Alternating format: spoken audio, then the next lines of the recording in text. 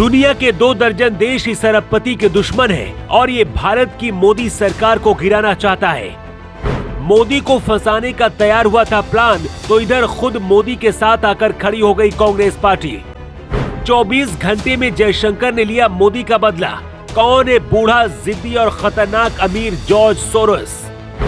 BBC और Hindenburg की report के बाद अब अमेरिका के अरबपति बिजनेसमैन ने जो किया है, उसके बाद से पूरे देश में बवाल मच गया है। जो कांग्रेस कल तक मोदी के खिलाफ थी, अब अमेरिका के इस खतरनाक अमीर और जिद्दी अरबपति से बचाने के लिए खुद पीएम मोदी के साथ आकर खड़ी हो गई है। ये वो शख्स है जो अमेरिका के कई राष्ट्रपतियों को भी हिला चुका है। चीन और रूस जैसे देश भी इसके दुश्मन है और अब पीएम मोदी के खिलाफ सबसे बड़ी साजिश रची थी। पैसे के दम पर ये कुछ भी करने की कोशिश करता है, तो क्या मोदी के खिलाफ अपनी साजिश में सफल होने वाला है? और अब इसका प्लान क्या है? सबसे पहले आपको बताते हैं कि अमेरिका के अरबपति पीएम मोदी को क्यों हटाना चाहता है और इसके बाद इसके पीछे की कहानी आपको बताएंगे। स्मृति ईरानी ने कहा कि सोरोस ने ऐलान किया है कि वो हिंदुस्तान में अपनी विदेशी ताकत के साथ एक ऐसी व्यवस्था बनाएंगे जो हिंदुस्तान नहीं बल्कि उनके हितों का संरक्षण करेगी। ये अरबपति पैसे के दम पर कुछ भी करना चाहता है और इसी पैसे के बल पर हिंदुस्तान को भी अपने इशारे पर चलाना चाहता है। स्मृति ईरानी ने दावा किया कि पीएम मोदी को टारगेट करने के लिए इस अमीर शख्स ने $1 अरब से अधिक की फंडिंग की है। तो क्या बीबीसी और हिंडनबर्ग की रिपोर्ट का असली मास्टरमाइंड कोई और नहीं बल्कि 92 साल का ये बूढ़ा शख्स जॉर्ज सोरोस है? जॉर्ज सोरोस अमेरिकी अरबपति उद्योगपति है। ब्रिटेन में इसे ऐसे व्यक्ति के रूप में जाना जाता है जिसने 1992 में बैंक ऑफ इंग्लैंड को बर्बाद कर दिया था। इसका जन्म हंगरी में एक यहूदी परिवार में हुआ।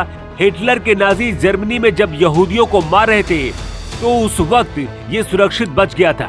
सोरोस पर हमेशा दूसरे देश की राजनीति और वहाँ के हालातों पर दखल देने के लिए जाना जाता है। सोरोस ने 2020 में नरेंद्र मोदी, अमेरिका के तत्कालीन राष्ट्रपति डोनाल्ड ट्रंप, चीन के राष्ट्रपति शी जिनपिंग और रूस के राष्ट्रपति व्लादिमीर पुतिन को दुनिया के तानाशाह के रूप में बताया था।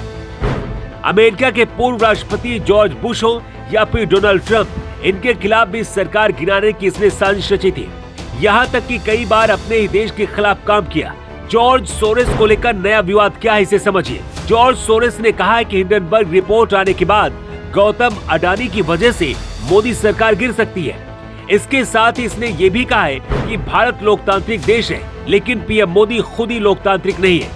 ये शख्स धारा 370 और सीए कानून का भी विरोध कर चुका है। बात देश के प्रधानमंत्री पर आई तो कांग्रेस भी मोदी के साथ आकर खड़ी हो गई है। कांग्रेस नेता जयराम रमेश ने मोदी का समर्थन करते हुए जॉर्ज सोरोस को फटकार लगाई है। जयराम रमेश ने कहा है कि मोदी सरकार इतनी भी कमजोर नहीं है कि एक विदेशी शख्स की वजह से गिर जाए।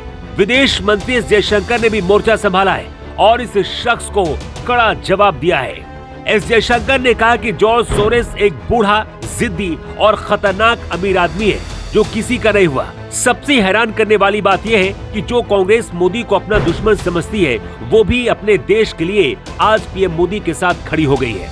योगी के लिए ब्यूरो रिपोर्ट।